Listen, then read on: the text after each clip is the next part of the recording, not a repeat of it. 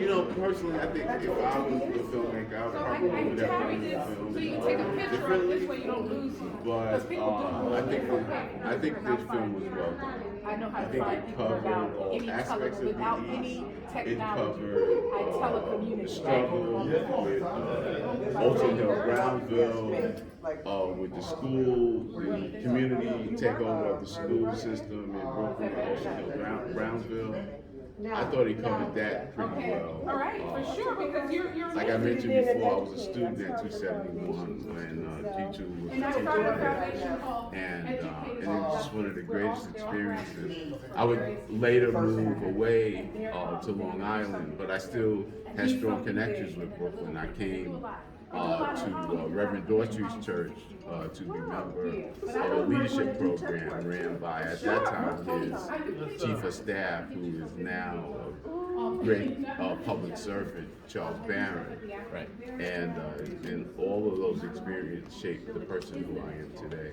I'm 70 years old. I live in Clinton, Brooklyn. I'm a member of Brown Memorial Baptist Church with Clinton and Miller as a pastor. I live around the corner from 966. Senior Citizen Center, and also a jazz institution started by Dr. Penn. So I feel like I'm part of that particular legacy in Brooklyn. And, you know, they're going to have to drag me out kicking and screaming because I plan to live out the rest of my days in Brooklyn. So those experiences were very, very important to me.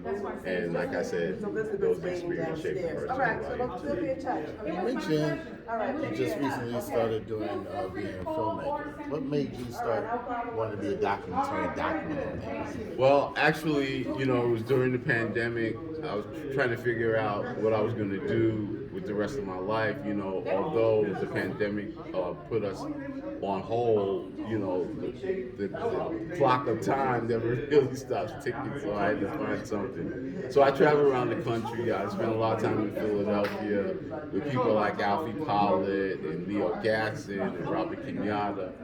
I go to Baltimore with some great musicians, Steve Carrington and Carl Grubbs, who was John Coltrane's nephew.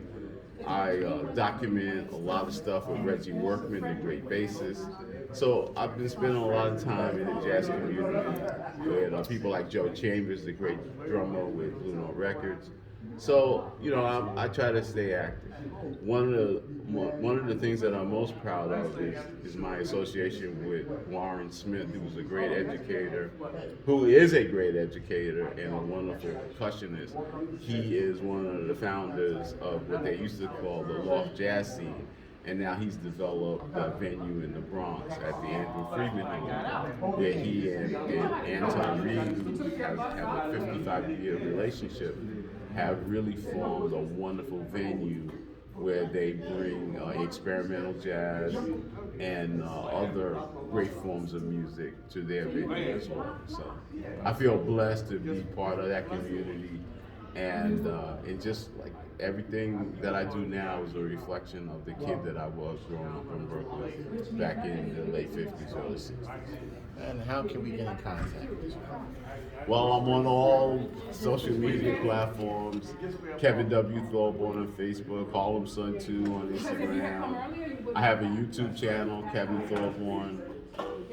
So, you know, check out some of my stuff. I try to cover most important things in our culture.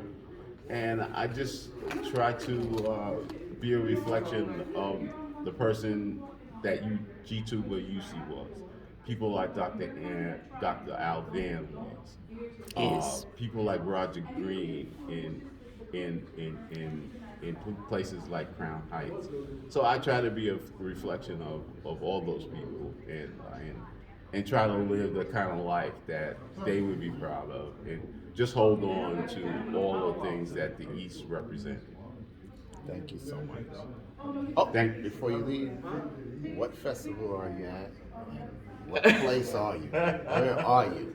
I'm at the People's Films Festival in Harlem at the Magic Johnson Theater.